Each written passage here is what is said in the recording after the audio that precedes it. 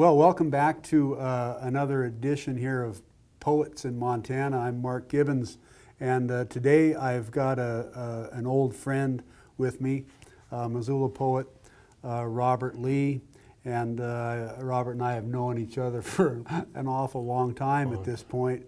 Robert showed up here in 1972, and that's the same time I first arrived in Missoula too. And even though I departed for a while, he's been here. So you're about 50 years in Missoula at this point. I'm getting right up there. Well, let me just read this back very briefly of Robert's first collection of poems. Black Bear Holds a Hole in His Paw. And it says here that Robert Lee is the author of the epistolatory novel Guiding Elliot, Lyons Press, 1997. His writing has appeared in Montana Magazine, Cutbank, Connotations, Talking River Review, Cold Drill, Mo, Front Range, Sadia, Northern Journeys, and in the anthologies New Montana Stories and Poems Across the Big Sky. Robert teaches poetry for the Missoula Writing Collaborative. He's taught in Montana, Idaho, and Alaska, and tutors writing at the University of Montana. He was honored to spend September 2012 as writer-in-residence for the Island Institute in Sitka, Alaska.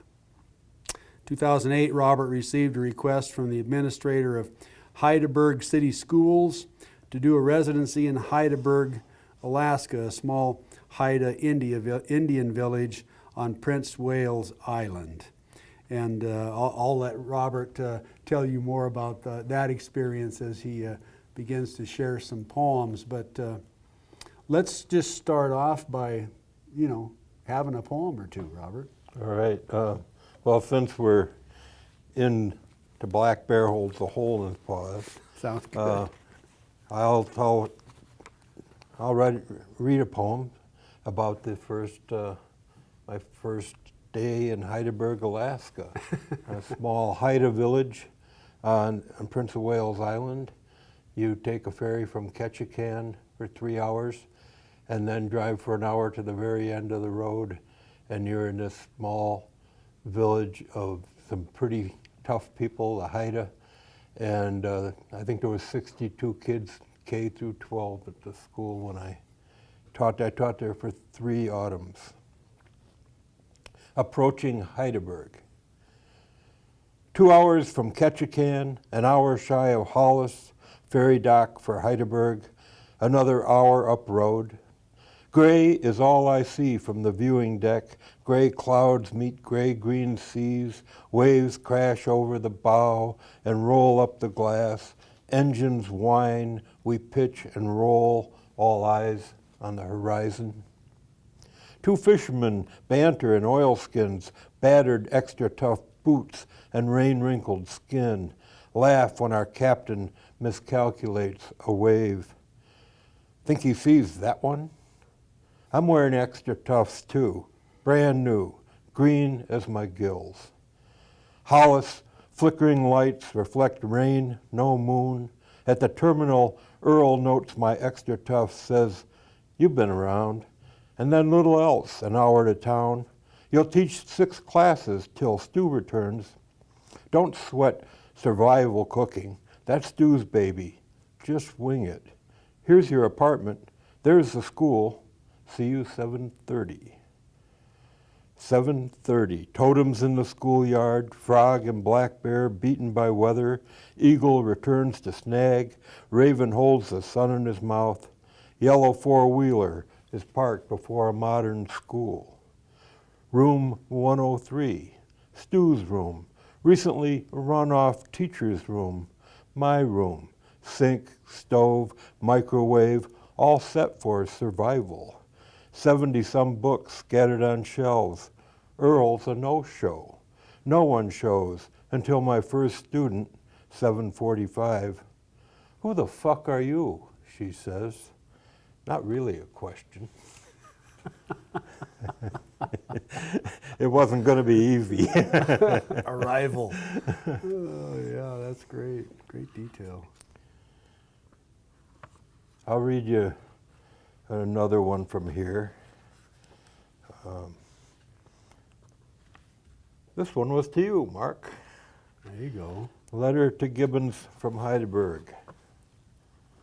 And it starts off with a little excerpt from a poem by one of my 8th grade students, Laura P. This town didn't have any pavement. It was in a rainforest. Basketball is life. Without a ball, we would be nothing. A town of cedar trees, rocky roads, puddles every step, wet head to toe, mud toes to knees. Laura P., grade 8. Hugo wouldn't like this town. Too wet, no bars, and if the women like fat aging white men, they're damn quiet about it. Jesus, Marco, I went to church today just to talk to somebody. Not him, for Christ's sake, a real somebody, blood, booze, and guilt thick in blue veins. Proud Haidas didn't know shame before Christian whiskey unless they failed maybe to behead you for erecting too tall a totem. Haidas were kick-ass warriors. Once a bunch of them, canoes lashed together, paddled in singing to attack a larger group of Klingits, tipped over their canoes, slaughtered every man but one, cut off their victims' heads, threw them all into one canoe, made the lone survivor paddle it home. Raven mad when he landed. Now Haidas wage war on hardwood, Heidelberg versus Kloak. Round balls sail through the air, white men keep score. Outside, brown men smoke store-boughts, drink Coors Light, cuss out referees. Unnoticed above them, raven's cracked beak drips tears from constant rains. Frog lacks the luster to jump. Black bear holds a hole in his paws. Inside, it's dry. An orange ball reverberates off stained brown wood, resounding forest drums. A Haida warrior shoots. One more grotesque head rolls to the bottom of a cedar canoe. War cries redden the air. Most people hit rock bottom, declares an elder's son, fresh from the sermon. They try to climb out. We Haidas sharpen our shovels. I love that poem, man. I mean, not just because it's got me on there. I'm really glad to be on that one. I mean, that's a great, and you know we both used that form, which Hugo kind of introduced to us in a way, that idea of writing a letter. A letter poem. Yeah, they make great poems. Yeah, because you got somebody that you're actually have in your mind that you're addressing the poem to. Right. It adds an intimacy, I think. Yeah, totally. And then all the detail, and I think, just listening to that, you read that poem again, one of the things that strikes me about it is it seems so Montana to me. I mean, you're up there in this, obviously a foreign country and a foreign culture, but it just, because we're surrounded maybe by, Indian reservations here and are kind of familiar. I mean, like in high school, I played basketball on, against schools all the time. But I mean, that's just, it's got a lot of Montana in it too. Yeah. I love that poem. Although, I tell you, I learned a hell of a lot more than I taught up there. Oh God, yeah, that whole cultural thing with the I heads. told Rose, my wife, the third year when I went back I said, even the dogs aren't barking at me this year. Well, here's another one from the same book, and this is a poem of address too. It's to our friend Jennifer Greene, now Jennifer Finley, and it's a sestina, and a form poem. I like to write Yeah, you're form a big. poems. I know you write a lot of form poems. And this was written right after an event, which usually events happen and I have to absorb them for sometimes a year, right? But this I wrote the evening after this event happened in Heidelberg, and so it kind of rolled off. I think I probably rewrote it a little bit. It mostly rolled off. Worth keeping, a sestina for Jennifer Greene.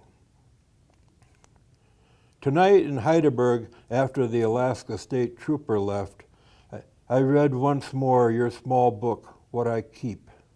I cried, cursed, laughed, seethed, sighed with wonder, felt everything good poems make me feel. And as I read, my fists unclenched, tension fled my face. Your words give love true power over rage. I just watched a young Haida succumb to rage, her pain so intense only anger was left. She walked out of my class to save face, but damn it, she didn't keep walking, threatened death to all in school. All I could feel was sorrow. Threats of suicide are real, yet I wonder what cries we missed while anger seized control. I wonder if jail is a place to mollify teenage rage. Just how much love can she feel in the prisons she's in from the prisons she left? Locked cells seem a poor place to keep a young warrior, so many demons to face. She demanded when we first stood face to face, "What are you doing in my school?" No wonder I liked her. I lacked know-how and the wisdom to keep her safe from the ruins of rage, from believing that she had no choices left. Her angry threats reflected her true feelings. Now we're all victims of her shouted feelings, her shared demons we are forced to face. Anger removed, fear diminished, a soundless sadness left. Her absence looms large as her daunting, wonderful presence. Silence screaming loudly of her rage. Her image in class, then in handcuffs, one I'll keep. We're the summation of the memories we keep, though I admit I don't know what to feel. On one hand, I hear and share her rage, but she scared me when she got into my face. Anger in one so young leaves me to wonder, does she have more than hatred left? Jennifer, I read again What I Keep, and I still wonder how you sing of love, hate thrown in your brown face. Can love songs save young warriors from their rage? Nice. Good poem. Yeah, that was an event that still looms large in my memory. I wonder whatever happened to that young woman. She was one of my very favorites, of course. Right. You know. Right. That poem, and it reminds me of, I taught for a while up in Ronan, and I had one student in particular that's what that reminds me of, and she just had a presence and a force and a power to her, and I don't know whatever happened to her. Hopefully good things, but yeah. Yeah, you know, we like to think we make a little difference, but... Can I ask you to read one out of there? Out of there? Can I ask you to read one Sure, out of there? Sure. Well, that isn't the one I thought I was going to ask you to read.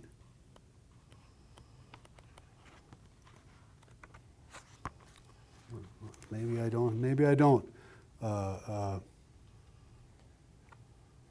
I have conspicuous consumption marked, but maybe I was thinking of something else. Never mind, I was thinking of something else. But if you want to read conspicuous consumption, that would be a great poem. That isn't the one I was thinking. The one I was thinking of is in breath, but...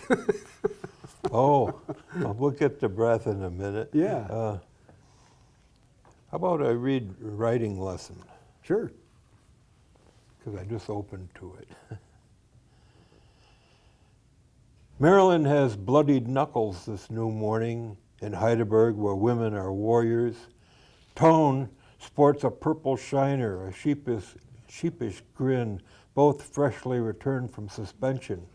Softly, "Sorry, Tone." "Yeah, same here. We'll get past it." Past it? Possibly. Though Marilyn punched not Tone, but her stepdad, and Tone was punished again by the woman he loves most, the mother who abandoned him. Will and Donald are cooking toast and playing grab ass while I take roll. Kevy is missing again, and no one knows. Alan sleeps on his elbows, up all night hunting, I suppose. Stu shows up 20 minutes late, wakes Alan and offers extra credit. Alan pulls out a knife and heads out to gut the deer in Stu's truck. I introduce today's poem of address. Tone writes to his mom. Marilyn stares at the wall. Silas draws. Ket, large-eyed, yawns. Laura leers. Stu rolls his eyes. We get past it. Everyone pens a poem before noon. Everyone except Silas, who can't more than won't, and Kat, who found hers on the internet and seems amazed when I find her out. 12:30, I punch out, pack the Jeep with fly rods, and shift gears toward the river until tomorrow, when slumped bodies, wide-eyed, hungry students, and angry poems tell tonight's tales. That's great. That's a great picture. Go ahead. Every day was an adventure. Oh, yeah. One of the things that, the way that ends and the way that a lot of them end in that book is, going fishing. And, as much as you live your life outdoors in this place, fishing and hunting and all the other things you do, you don't write as much about it as, like you think of all the Montana writing thing, and a lot of it's about, those kinds of outdoor sort of things. But you don't seem to write a lot about it. I don't, and I don't even read a lot of them. I think it's, I studied photography under Lee Nye, as you know, right. And I thought I was going to probably really love taking photos of the mountains and the scenic stuff, and I did some of that. Mm-hmm. But I found that what I really loved was portraiture, taking photos of people. Right. And I think it's a human reaction kind of thing that I like to write about, too. Right. It's people as screwed up as we are fascinate me. And totally. So I think... whether it's a poem or a photo. Yeah. Makes sense. Yeah. I'd like to read one that's not in a book yet. I'm 74 years old and I'm still trying to figure out my relationship with my old man.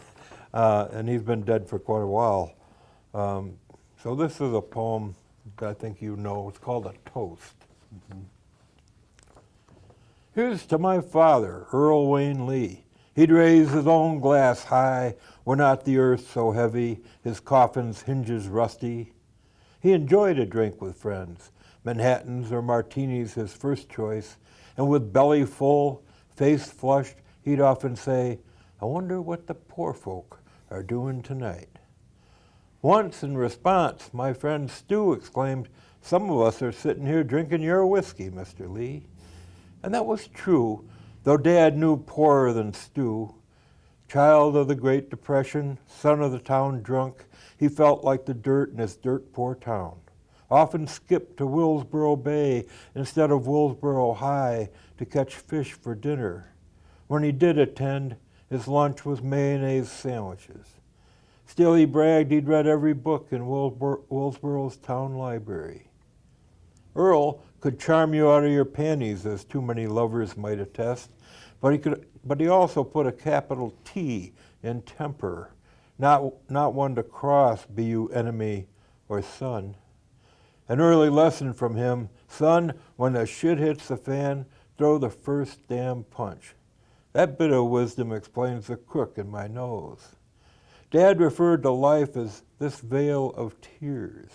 Yet he had a melodious laugh, could whistle a sprightly tune, and would optimistically predict the weather if he saw enough blue in the sky to patch a Dutchman's jeans. He was a complex mix, human to a fault like all of us. He loved hard, if not always wisely. He lived longer than he expected, not long enough for those who miss him. And of these, I count myself one, his only, now lonely son. So hoist those glasses to complexity, humanity, to my old man, to Earl Lee. God damn, we should have brought a bottle of whiskey with us. I owed him that one. That's what that calls for. And I mean, that's kind of, in a way, one of the reasons why we became pretty good friends, I think. Is Yeah. We have that kind of a relationship in common with the old man kind of a thing. Yeah, you're still writing a lot of those So, poems. you know, one of the ones that I wanted you to read out of Breath, I don't know if you're thinking about going to Breath next, We can move to Breath. but is Hardball Champs. Oh, okay. I can do that one. Yeah, this Hardball Champs is an ekphrastic poem. My uncle, this little town of Woolsboro, New York, is up on the Adirondacks on Lake Champlain.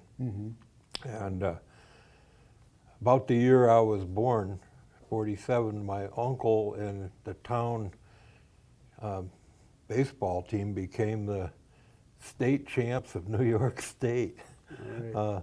They were just a bunch of rough and tumble guys, and they won the championship. And this photo was huge in the wall of the diner, the Woolsboro Diner. Yeah. And my aunt gave me a small copy of that photo, which sat on my walls for years. And I knew I was going to write a poem someday, and I finally did. It's Yeah. called All right.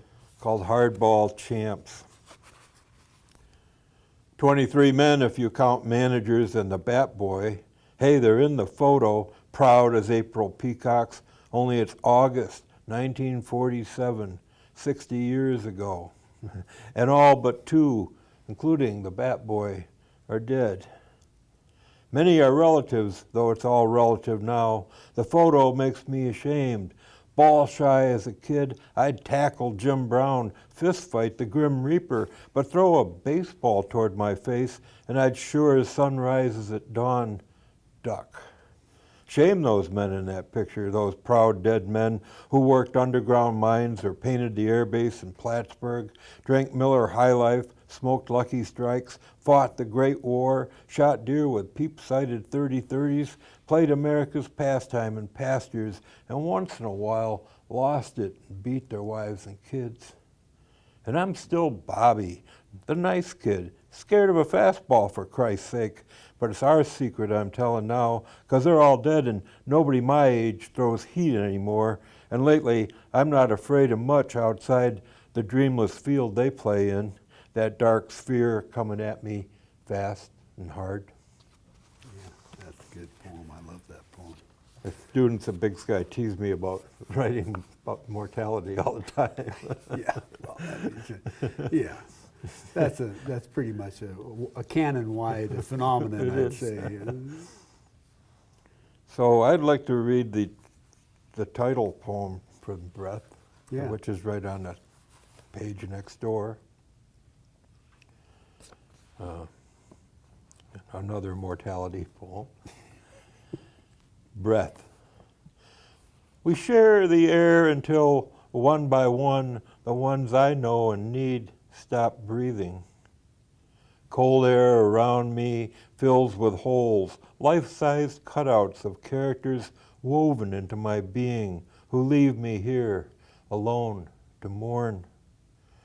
The winds of time enlarge those lifeless silhouettes, give them breath, my storyteller's breath. Ghost voices at midnight, my storyteller's plight. Nice. Well, there's a lot of, gravity that increases with age, but it's always been there. I think the acknowledgement of death makes life a little bit more alive. Yeah, I told the kids that Big Sky that when you're our age, that light at the end of the tunnel isn't an oncoming train. And my friend Jim Hanley says, "Oh hell, Robert, you've been writing about immortality since you were 27." Yeah, exactly. Right. What do you think? What are you on to next? Well, I think I'd like to read the Nile from this book because it's about one of those ghosts. It's for my friend Jimmy Merrill. My friend, been my close friend since I was 10 years old, and and left us a little early. Yeah. And The Nile for Jimmy Merrill. No male in your family ever lived so long. Vietnam, Agent Orange, diabetes, heart disease, VA doctors, 2 downed helicopters and half a dozen downed Harleys. You've survived all. I'm fine, you tell me on the phone. Morphine lets you sleep with a mangled hand, never again to play the mandolin, maybe never cast another mayfly. I'm fine, you say, after this last motorcycle crash, 61 and fine, just like you were after one open heart surgery and I don't know how many stents and balloons. Fine, you say, still playing the flat-pick banjo. Fine, your son in prison 2 to 12 or maybe 20. I'm tempted not to tell you of my daughter's latest pregnancy or her indebtedness. How are you doing, you ask when I do. Fine, I'm doing fine. Finer than frog's hair, finer than silkworm shit, finer than a summer rain. Just fine. Yeah. Nice. That's how our conversations always went. Yeah. Yeah. So let me see what I want to do next. The unstated. Well, I've been, of course, writing poems about the pandemic, and so I'd like to maybe read a couple of those. Hopefully, maybe I'll find a home for some of these. You know, I think it was about the 27th of May 2020, we hit our first 100,000 Americans dead from COVID. And the New York Times, I like to get the Sunday Times, and the New York Times printed a 1-sentence or phrase obituary for 1,000 of the 100,000. And I had to write a poem about that. American Sonnet for the Dead Americans. We learned this week there are 100,000. Joe loved to hunt and fish when still alive. Old Ralph for years was Sue's devoted husband. Young Emily 3 weeks ago turned 5. Folks died in Toledo, New York, and New Rochelle, St. Paul, Chicago, Flint, and Aberdeen.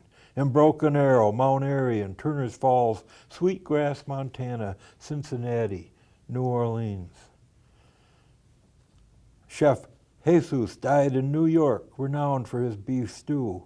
Marie loved all the countries she'd crisscrossed. Ron logged 5 million miles behind the wheel. Corona killed Margit, who had survived the Holocaust. They died on streets and nursing homes and hospitals. So many homes filled only now by sorrow. Yeah.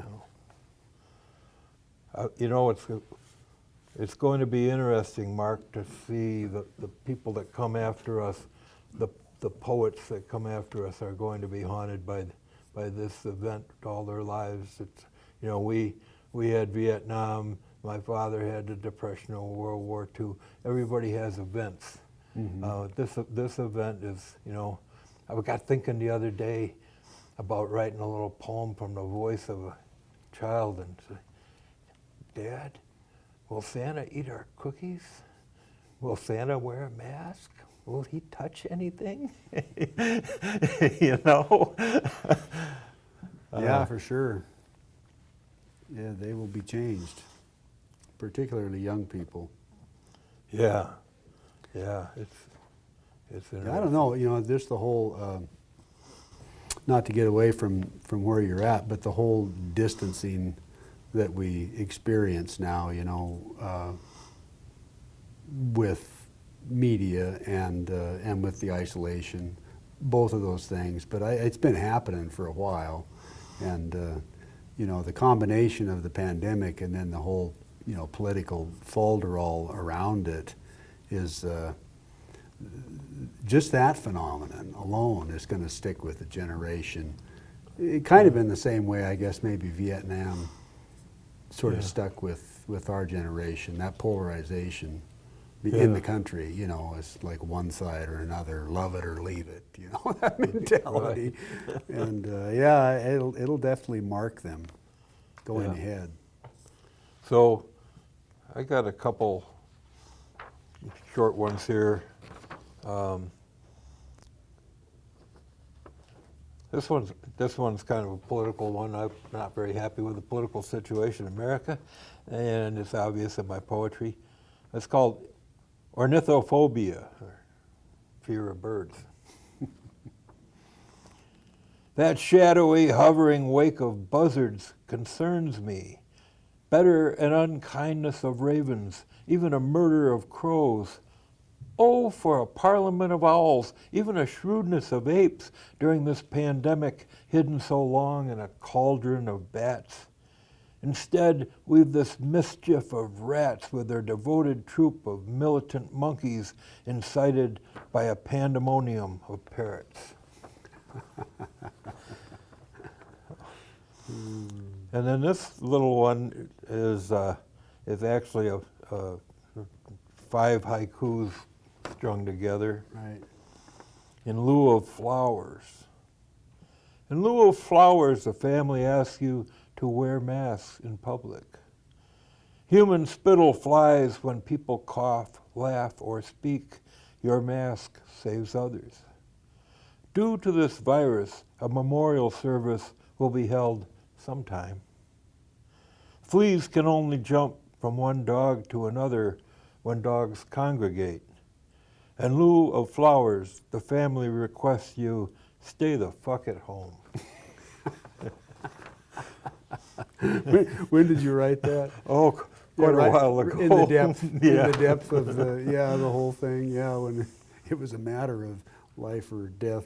Well, it always is a matter of life or death, but that was before the vaccine. And of course, we've lost quite a few people. I think I didn't bring it today, but I wrote a poem about John Prine. We lost him to the pandemic, and we lost Lawrence Ferlinghetti this year at 102 years old. And Right. so I kind of wrote a playful little thing for Lawrence. Is that okay? I hope so. All right. It's called Let Us Rise and Go Now. I spent the first half of this 24th of February ice fishing, because if you teach a man to fish and then bring winter, man will stand upon frozen bodies of water after walking on that water, and he will drill holes in those frozen bodies and drop baited hooks down to the depths, hoping to hook happiness, or at least snag dinner for two. Fuck the multiplying multitudes, let them eat cake, or learn to fish, but keep their honed hooks, God damn it, out of my body of water. And I am spending the second half of February 24th flipping forth and back and forth and so forth through Lawrence Ferlinghetti's fabulously fierce poems from his Coney Island of a mind. Because Lawrence left this land of living trees and birds, fishermen, fantastic foolie bears, and multiplying multitudes on February 22nd in the year of lost souls, 2021. 101 years alive, 2 days dead. He will outdeath his life. His poems are birds soaring in the sky, not heaven, sky. Poem birds soaring and singing and shitting on statues of generals. That's a great tribute poem, man. Yeah. He needed one, don't you think, or Oh, more yeah. than one? Oh, yeah, totally. Yeah, he loved that poem, I'm sure. I don't know how we're doing for time. Oh, Mark. we got all kinds of time. Well, last evening you kind of asked me to read this Yellow Car poem, Yeah. and I hadn't thought about it in quite a while. I wrote this actually before one of those Airy fundraisers, and read it years ago at an Airy fundraiser at the Dana. Yeah, okay. And A decade ago. yeah, probably Yeah, a decade something ago.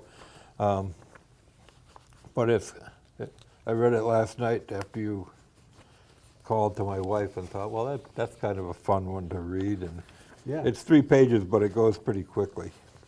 So we'll give it a try. Yeah, do it. Yellow car. That yellow car is going too fast in town. Going too fast, going too fast in town, in town, in town. Yellow car, yellow blur, yellow car, too fast, too fast.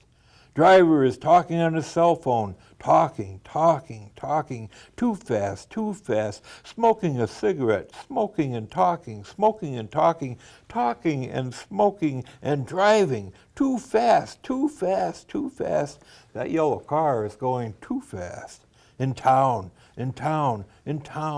Yellow car, blue shirt, red tie, brown-haired man, driving, intensely, talking intensely, incessantly, talking and smoking and talking, smoking and driving, too fast.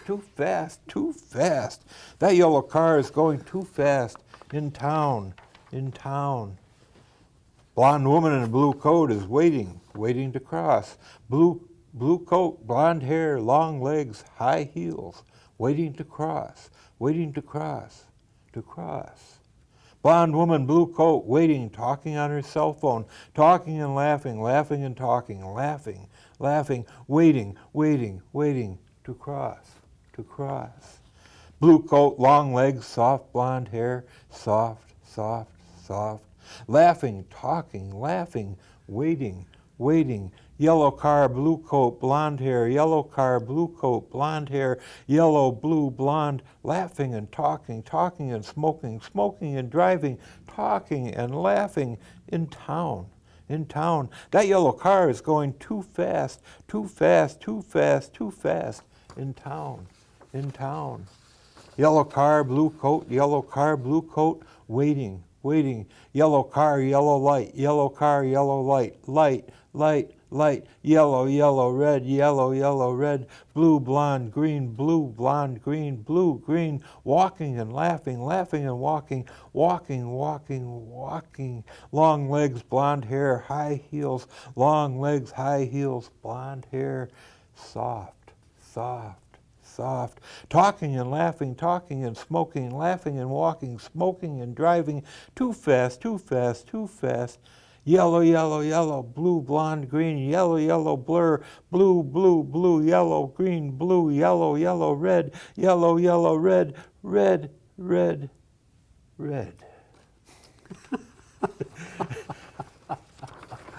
That's one of those. Great. I'm glad you did that.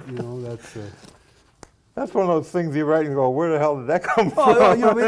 That's poetry to a great extent. I mean, that's a lot of poetry. So I'm glad you did that one. That's perfect to have that kind of just wordplay, just for the goddamn fun of it. Just for the fun of playing with the words. It's got a great rhythm to it. I'm there with all that colors, that light show. I read that in front of this group of people. The Dana gatherings for the area international drew big crowds, and people really liked it. It just lightened up the whole. Yeah, I think I was there for that one, maybe, or I heard you read it somewhere else, maybe at a first night or something. I heard you read it somewhere out loud, and it was a crowd pleaser, as I recall. So I'm not the only guy that likes it. It meant something to me that you remembered it and wanted me to read it. Yeah, no, it's a fun wordplay poem. Well, I've got one I wrote for your birthday that I read to you. You want me to read that one? Sure, I guess. Yeah, read it, and we can probably head out on that note, unless there's something else that you wanted to share also. But I think we've about covered what I had to read. What I had to read today. I'd read you the whole book of breath. Well, if exactly. I had time. That's the thing is that and then. So go ahead. Yeah. So this bit of irreverence was to celebrate Mark's birthday. Best birthday present I ever had.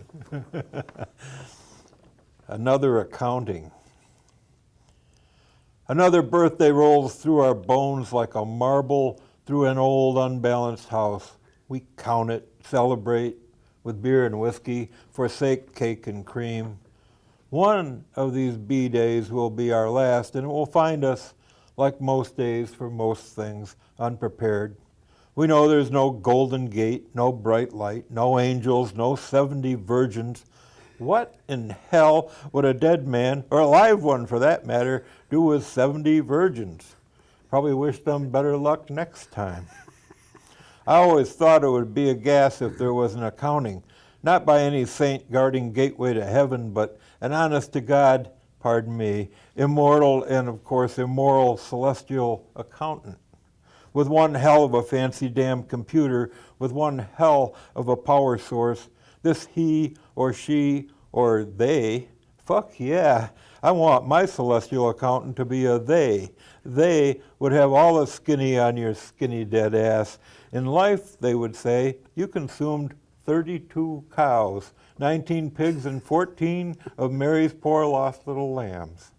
They would then frown because all celestial accountants, at least the ones that I imagine, are naturally or supernaturally vegans. In life, they would continue, you made love X many times, fucked Y many times, got fucked or fucked over Y to the third power, and masturbated so many times they quit watching.